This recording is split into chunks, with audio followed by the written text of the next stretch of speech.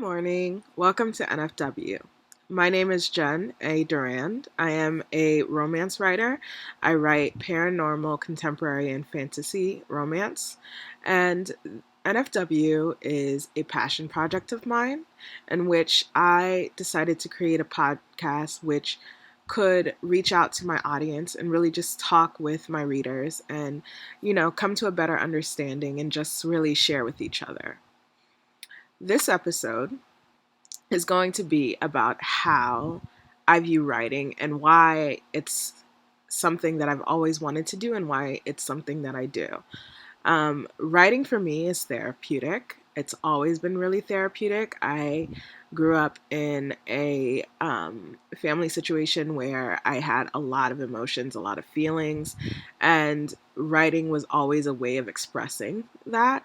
Writing for me um, was a form of therapy, and it still kind of is. I was the child that was always looking for books, always like reading, always trying to understand things and people. And as I grew older, I developed this feeling of really wanting to connect with the people that I was meeting through my books. I really wanted to be able to open up a book and see myself there and really plot out a course or a destination. And so whenever I'm writing a book, I try as hard as possible to create characters that are relatable in every sense of the word. I really like realistic romance. Like it's always been my way. I don't really like the whole fall in love at first sight thing. I mean, I think I'm just a little bit too pragmatic for that. I just feel like, when you first meet someone, you meet their representative, right? You meet the best possible version of them that they feel will best attract you and keep you within their orbit. It takes time, really, to see past the representative to the actual person beneath it. And that's not to say that, the person beneath it is less worthy of love and attention. It's to say that that best version is a more accurate representation of who human beings are, because we're none of us are perfect. I'm not perfect. I wish I was. It would make my life a lot easier.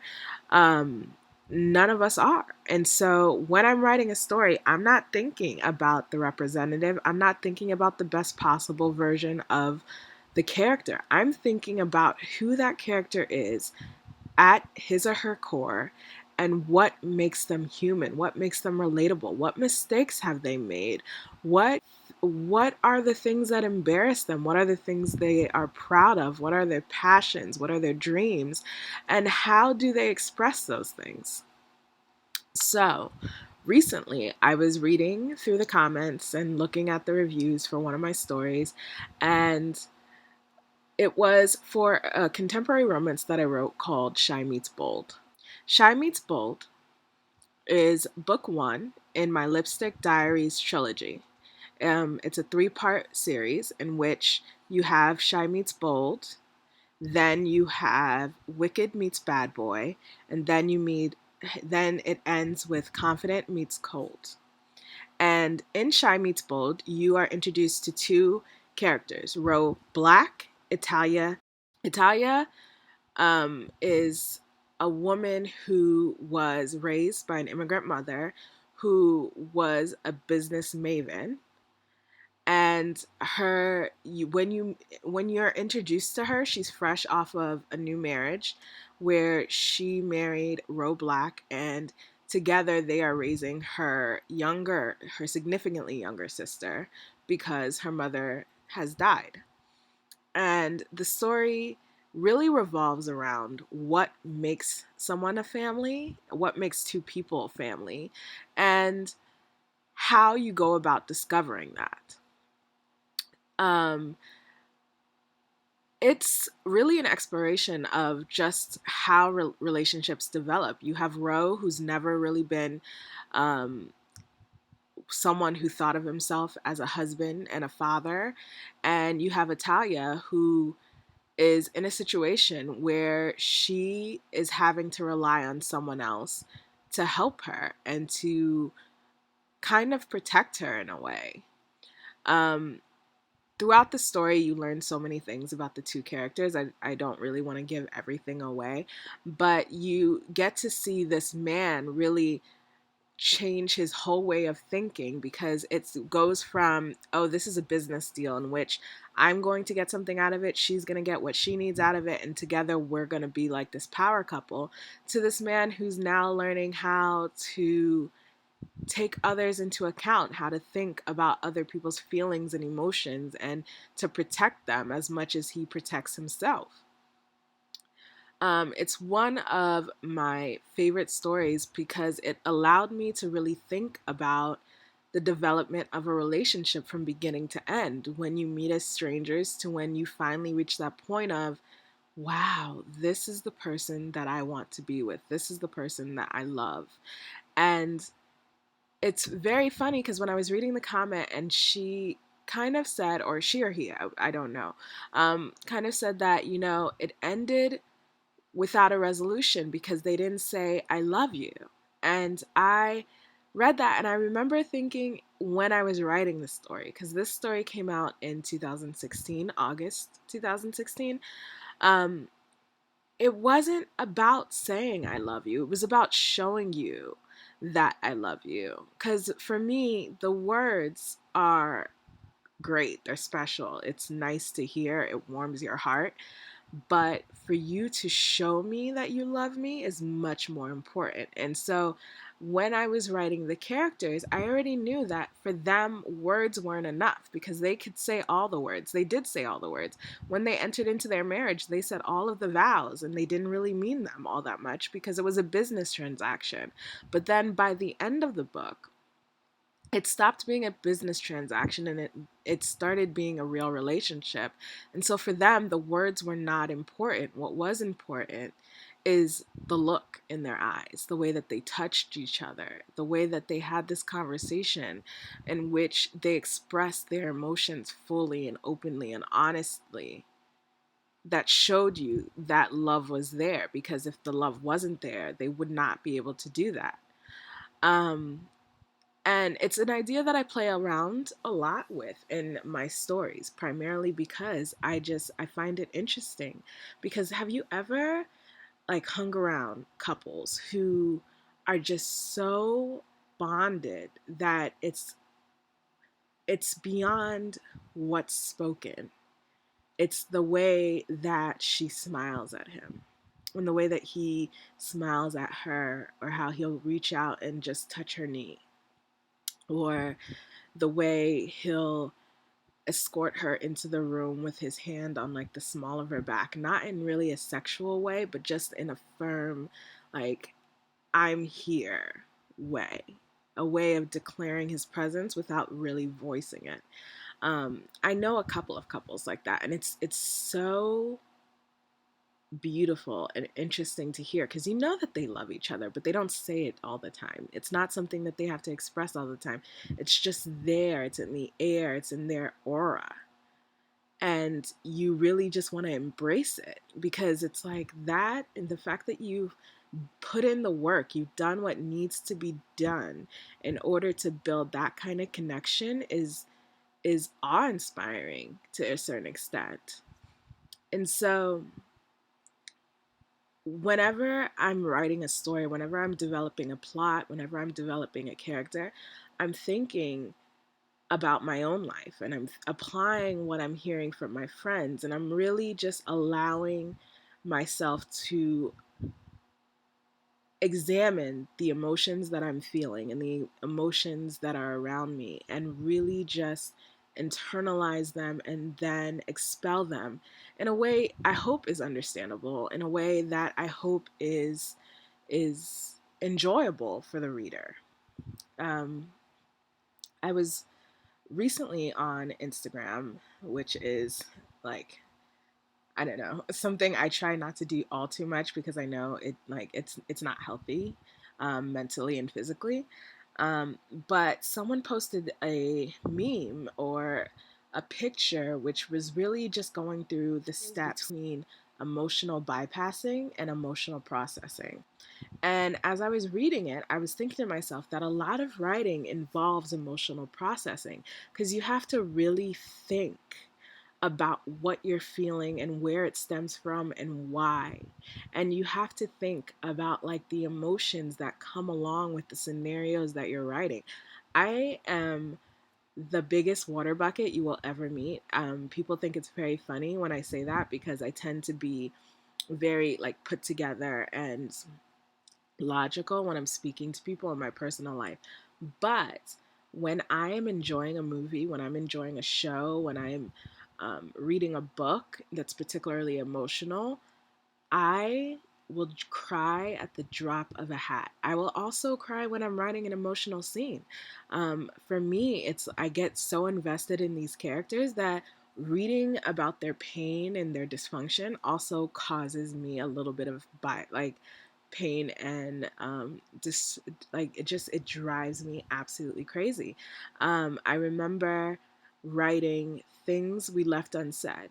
Things We Left Unsaid is another one of my contemporary romance books. It's a solo, so there's only one book, and it is a.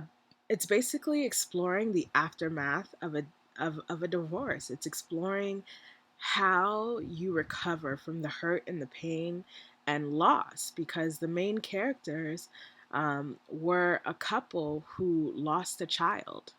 They got married, they were happy, they were pregnant, they were building a life together, and the child that was supposed to result from all that love and happiness dies, and it caused a physical reaction to both the woman who carried the child but also to the relationship, because it created distance between the two people who in the beginning loved each other but in the end did not know how to comfort each other, did not know how to protect each other, and did not know how to recover together in order to continue on with their life. And so by the time that you're introduced to the characters, they've already divorced. It's been a few years since the divorce, and the main character is living her life. She's happily living in a small town. She's running her own business. She's not really thinking about all of the loss and the pain that she left behind, primarily because, you know, in the end, she had something to look forward to. She had someone to protect because she had a child. And so Taylor, who is the female character, when you meet her and you read about her, she's very strong. She's very strong. She's young, and there are moments of insecurity within her that are expressed, but she's so strong because she's one of those people that she makes a decision and she's so focused on that decision that she has this ability to block everything else out, which is a trait that I admire. I don't necessarily think it's the healthiest thing for everyone, but the ability to take pain and hurt and put it to the side in order to function, in order to better be able to move on and progress as a human being, is something that I there's no other way to say it other than I can admire that. And so when I was writing her character and when I was explaining her grief and when I was explaining just the fallout of that relationship, I was in tears. I was in tears when I was writing it initially. I was in tears when I was editing it. I was in tears when I had to rewrite a couple of scenes because I wanted to make it better and more emotional and be able to better connect with the reader. Like, it is one of my most emotional books. It is one of my favorite books. And so it's so funny to um, read the comments and hear so many people connect with her and really just understand where you're coming from, because I know when I was rereading it and when I was re-editing it and when I was thinking about publishing it, I'm still in tears when I read that book. In fact, I'm kind of tearing up just like thinking about it, which is really funny and like, oh, such a weird water bucket way. Um, because it's human nature, which is another reason why my writing is therapy, because it allows me to just sit and think about everything, emotionally process everything, and really focus on who I am as a person and who I want to be as a person and what direction I want to go in. Because I have to do the same thing for every character. Every character has a backstory. Every character has traits that I either have or don't have. Every character has an ability that I wish I did have, or an ability that I do have. It really just depends on the character, but all of them are able to endure pain and recover from it and move on from it. It's the same with Billionaires Contracted Family, in which you have a main character who went through domestic abuse. You have Twins for Christmas, in which the main character is a woman who left a man who cheated on her, and how she was able to come to a place of forgiveness. In in my paranormal series, Secrets, Lies, and Betrayal, I explore human nature. Even in a series where human is not really how you would describe the characters, they still have the triumphs and the defeats that you would attribute to a human being. And you explore that nature and how they navigate that world, which is awesome. It's so awesome. Um, so whenever you're reading and whenever you write a review and you think about it, I want you to take into consideration, who are you as a person? What do you think your reaction would be? How do you think you would be able to navigate that world? I want to hear it all. I want to know your viewpoint, because really there are unlimited possibilities of how you can deal with a situation, whether or not you can deal with a situation, whether or not you would take someone back. I think one of the things that I see the most is women just having a discussion on whether or not they think that someone's truly repentant, or whether or not they believe that they could accept the character for who they are in their own life if that person was real. And it's awesome to see, because first of all, you're getting so drawn into the story that you're developing your own opinions, but also it's acknowledging the infinite amount of ways that the story could have ended. And for some, it's the way that the story should have ended. But, it is what it is, and I love it. So, thank you for taking the time to listen. This was episode 3 of NFW, and I hope to talk to you soon. Have a good day. Bye bye.